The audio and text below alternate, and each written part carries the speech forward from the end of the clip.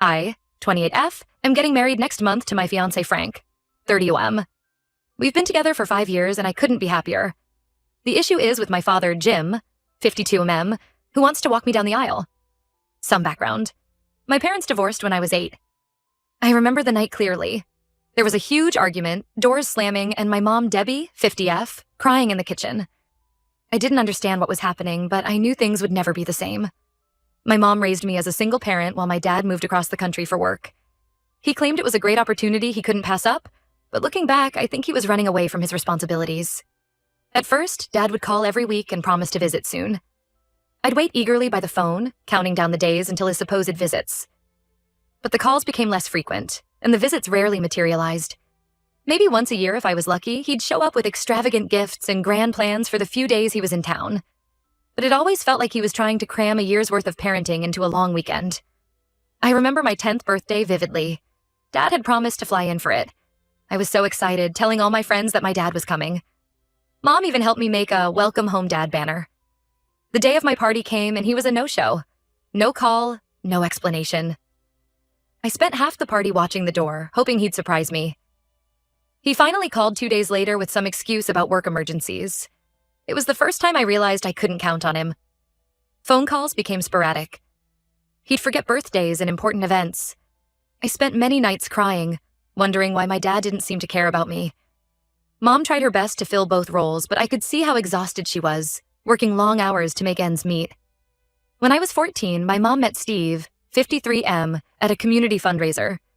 He was a widower with no children of his own. They started dating, and I was wary at first. I didn't want another dad to disappoint me. But Steve was different. He never tried to replace my dad, just offered to be there if I needed him. They dated for a couple of years before getting married when I was 16. During that time, Steve proved himself over and over. He came to all my school events, even the boring ones my mom couldn't make due to work. He taught me to drive, spending hours in parking lots as I nervously practiced. He helped me with my homework, especially math, which had always been a struggle for me. I remember one night, I had a huge project due the next day, and my computer crashed. I was in tears, thinking all my work was lost. Steve stayed up all night, trying to recover my files and then helping me recreate what we couldn't save. That's when I realized he truly cared. Meanwhile, my dad's contact became even less frequent. He'd send the occasional text on holidays, but that was it. When I made the honor roll, I excitedly texted him. His response? That's nice. 2 words. Steve, on the other hand, took me out for ice cream and listened for hours as I talked about my classes and goals. I went to college out of state. My mom and Steve helped me move in, sent care packages, visited often. My dad promised to come see my dorm, but never did. Each parents' weekend, I'd scan the crowd, hoping to see him. But he was always absent. During my junior year, I had a health scare. They found a lump in my breast. It turned out to be benign, but those few weeks of waiting and tests were terrifying. Steve drove 6 hours to be with me for my biopsy, holding my hand throughout the procedure. My dad sent a "hope you're okay" text after it was all over. My dad didn't attend my graduation either, claiming work was too busy. I saw other dads hugging their daughters, taking proud photos, and felt a pang of sadness. But then I saw Steve, cheering loudly as I walked across the stage. He had tears in his eyes and hugged me so tightly afterwards. "I'm so proud of you, kiddo," he said.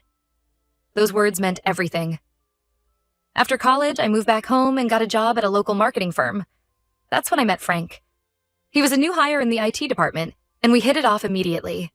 Our first date was supposed to be dinner and a movie, but we ended up talking for hours at the restaurant and missed the film entirely. Frank got along great with my mom and Steve from the start. He understood my complicated feelings about my dad and never pushed me to reconnect if I wasn't ready. Frank lost his own father to cancer when he was young, so he appreciated the relationship I had with Steve. After dating for 4 years, Frank proposed. It was perfect. He took me back to the restaurant where we had our first date. He had the chef hide the ring in my dessert. Frank got down on one knee, told me I was his best friend and the love of his life, and asked me to marry him. Through happy tears, I said yes. Frank had asked Steve's blessing before proposing, which meant the world to me. Steve's not my biological father, but he's been there for every important moment of my life since he came into it. He's shown me what a dad should be. Now, to the current issue. I called my dad last month to tell him about the engagement. To be honest, I almost didn't, but I felt obligated to at least inform him. He seemed excited and immediately said he couldn't wait to walk me down the aisle. I was stunned into silence for a moment. When I found my voice, I told him I actually wanted Steve to do it, since he's been more of a father to me. My dad flipped out. He started yelling about how he's my real father and it's his right to walk me down the aisle. He claimed he always loved me and tried his best, but work kept him away. I felt years of hurt and resentment bubbling up. I told him his best wasn't good enough. Where was he when I was sick? When I graduated? When I needed fatherly advice or support? I said Steve earned the honor of walking me down the aisle by actually being there for me, day in and day out. My dad has been blowing up my phone ever since, alternating between guilt-tripping me and angrily demanding to walk me down the aisle. He's sent long messages about how I'm betraying him, how I'll regret this decision for the rest of my life. He even called my mom to try to get her to convince me, but she's on my side. Some extended family members, mostly on my dad's side, are saying I should let my dad do it to keep the peace. My aunt told me I'm being selfish and that it's a daughter's duty to honor her father. But I feel like that would be a slap in the face to Steve, who has been an amazing father figure to me. Walking me down the aisle isn't a right. It's a privilege that my dad didn't earn. Frank supports whatever I decide, but says I seem happier with Steve walking me down the aisle. I agree, but the family drama is stressing me out. I'm worried my dad might try to cause a scene at the wedding. Part of me wants to uninvite him, but I know that would only escalate things. I'm standing firm in my decision to have Steve walk me down the aisle. He's earned it. But I can't help feeling guilty. Like maybe I am being selfish.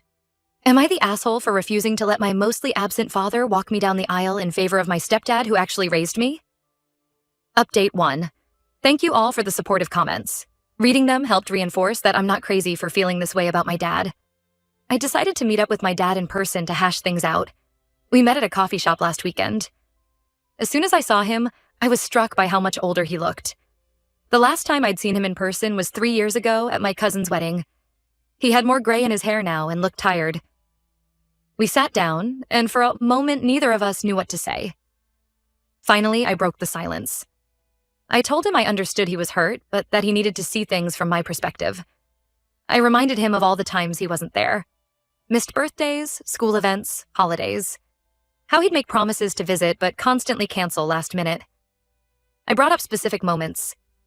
The 10th birthday party he missed, the father-daughter dance in middle school where Steve stood in, my high school graduation where his seat was empty. With each example, I could see him becoming more defensive. My dad interrupted me, insisting he did his best given the circumstances. He said his job was demanding, but that he always loved me. He talked about how hard he worked to provide for me financially, sending checks to my mom every month.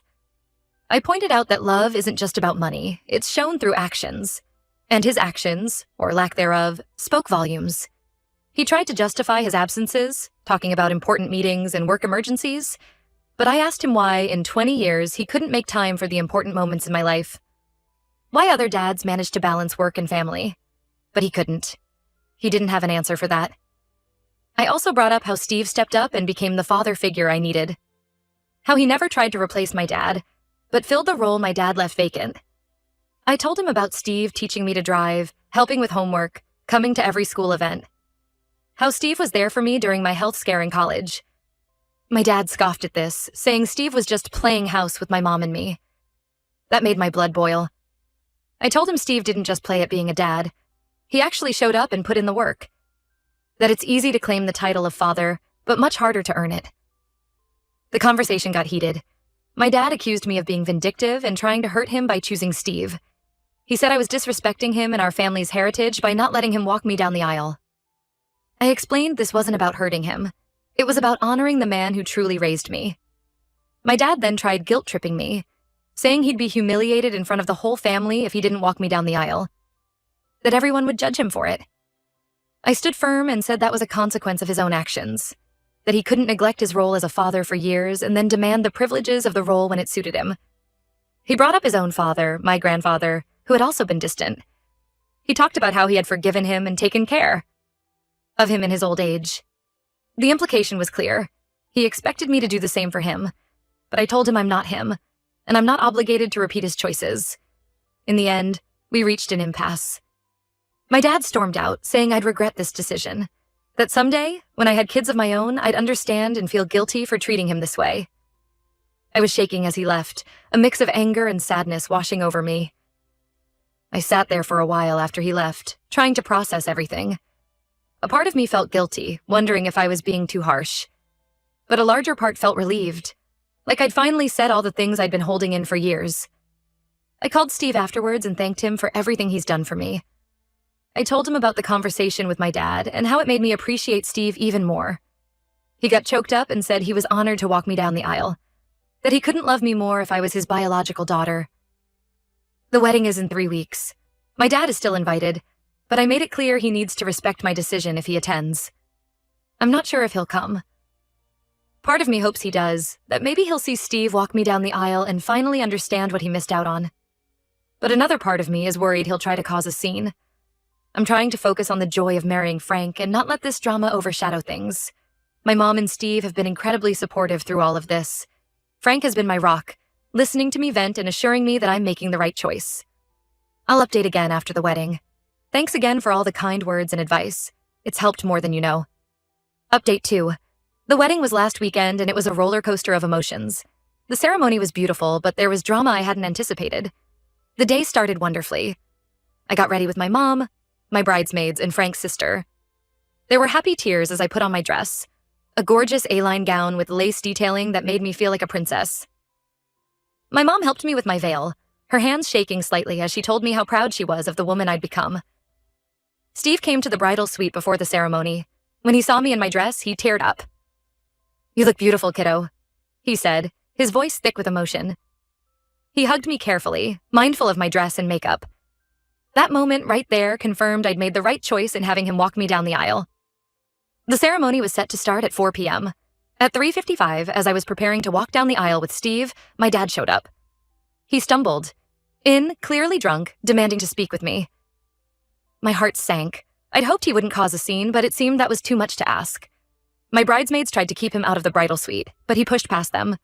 When he saw me with Steve, his face contorted with anger. He started yelling about how I was disrespecting him, that I'd regret this. Steve stepped between us, trying to calm him down. I was shaking, torn between anger and heartbreak.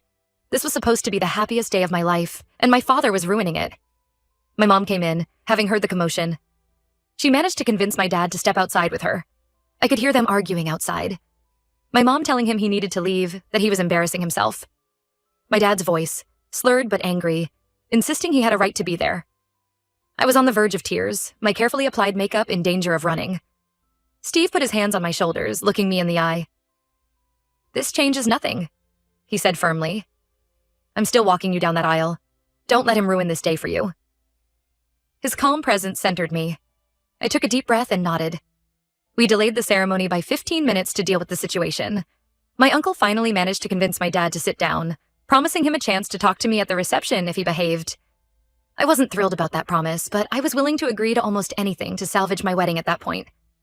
Finally, the music started. Steve offered me his arm, and we began our walk down the aisle. I could feel my dad's eyes on me, but I refused to look his way.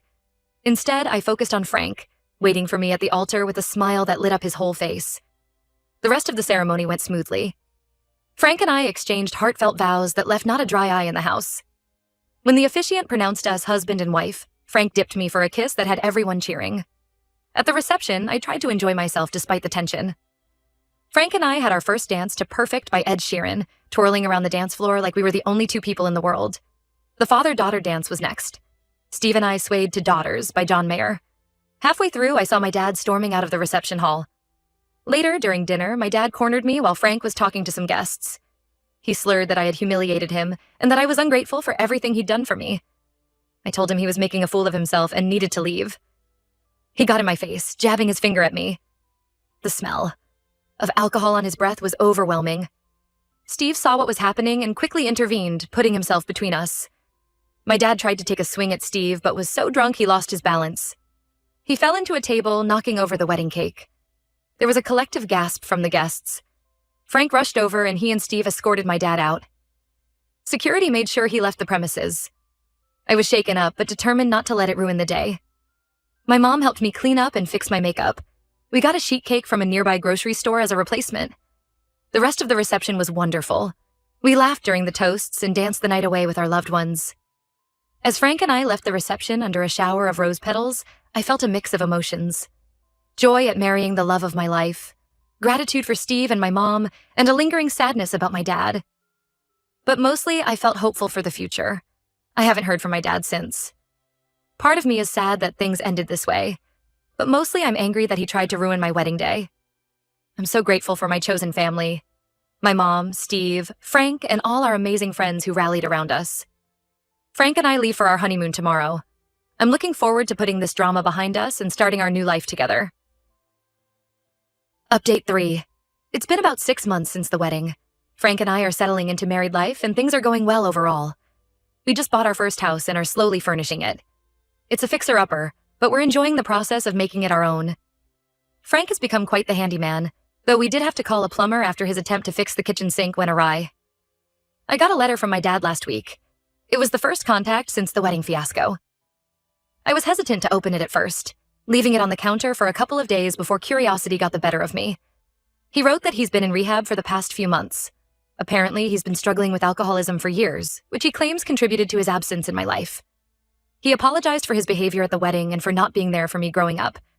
The letter was long, detailing his struggles with addiction and how it affected his ability to be a father. He talked about how seeing Steve walk me down the aisle was a wake-up call for him. He realized how much he had missed out on and how his actions had pushed me away. He said he's been working on himself and wants to make amends if I'm willing to give him a chance. At the end of the letter, he asked if we could meet up to talk when he finishes his program next month. He said he'd understand if I refused, but hoped I'd consider it. I'm conflicted. Part of me wants to hear him out, to see if he's genuinely changed. But I'm also wary of letting him back into my life. I've been hurt so many times before, and the wedding incident is still fresh in my mind. I talked it over with Frank, and he said he'd support whatever I decide, but warned me to be cautious. He reminded me that I don't owe my dad anything and that my well-being should come first. I called Steve to get his perspective. He was quiet for a moment before saying that addiction is a terrible disease, but it doesn't excuse my dad's behavior. He reminded me that I don't owe my dad anything, but said it might provide some closure to hear what he has to say. Steve offered to go with me if I decide to meet up with my dad, which I really appreciate. I'm still undecided. The rational part of me thinks I should at least hear him out. People can change, and maybe rehab has helped him realize his mistakes. But emotionally, I'm not sure I'm ready to forgive him for everything. I've been doing well without him in my life and worry about disrupting that peace. There's also a part of me that's angry. Why now? Why did it take him embarrassing himself at my wedding to finally seek help? I can't help but wonder if this is just another false start. Another round of broken promises. For now, I told my dad I need time to think about it. I wrote him a short letter saying I received his note and appreciated his apology, but that I needed space to process everything. I said I'd contact him when I was ready, if I decided to meet. I'm focusing on my marriage and our new home for now. Frank and I are planning a housewarming party next month, and I'm excited to have our friends and family, including Mom and Steve, over to see the place. If I do decide to meet with my dad, it will be on my terms. I'm not going to let his issues derail the life I've built for myself. I've learned that it's okay to prioritize my own well-being and happiness. That's where things stand for now. I'm taking it one day at a time and trying not to let this situation overwhelm me. I'm grateful for the support system I have in Frank, my mom, Steve, and my friends. Whatever happens with my dad, I know I have people in my corner who truly care about me. Thanks for following along with my story. I appreciate all the support and advice I've received here. It's been helpful to have a place to share my thoughts and feelings throughout this journey.